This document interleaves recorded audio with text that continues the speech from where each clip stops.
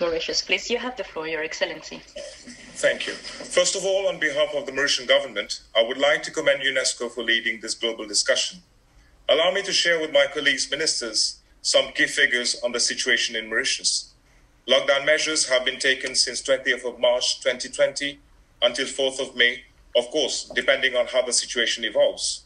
Essential services are, however, in operation, such as health services, banks, police, shops, and supermarkets, with targeted shopping days and social distancing to avoid overcrowding. Schools have been closed, but there is online teaching that is taking place. These measures have resulted in containing the spread out. As at date, we have recorded 328 cases with 243 cured, and no new cases or only a couple of new cases recorded over the past days. The government has come up with targeted sectoral initiatives to provide support to all economic operators, including the informal sector.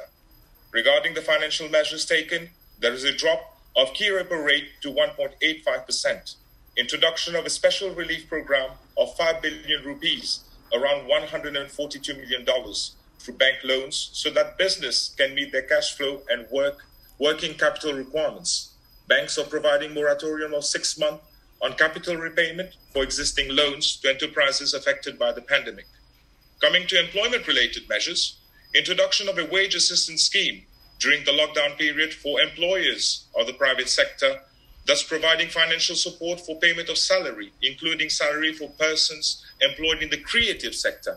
Introduction of a self-employed scheme to assist self-employed persons, including freelance artists, who are suffering a loss of revenue as a consequence of the lockdown.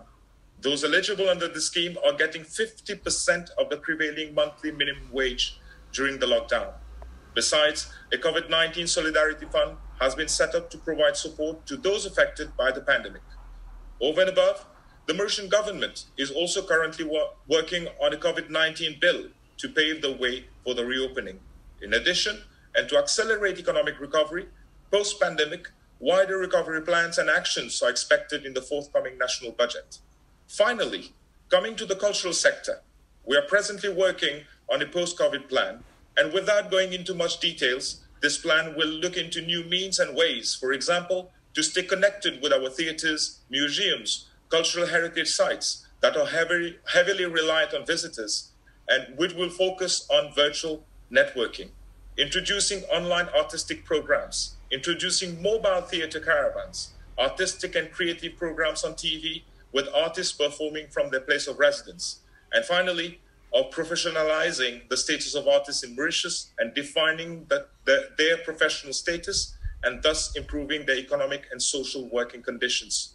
We are all facing with the same challenges, and I'm fully convinced that the outcome of today's online meeting will help us to cope with this crisis and its consequences on the cultural sector. Thank you. Thank you very much, Your Excellency. I'm now pleased to give the floor to Armenia.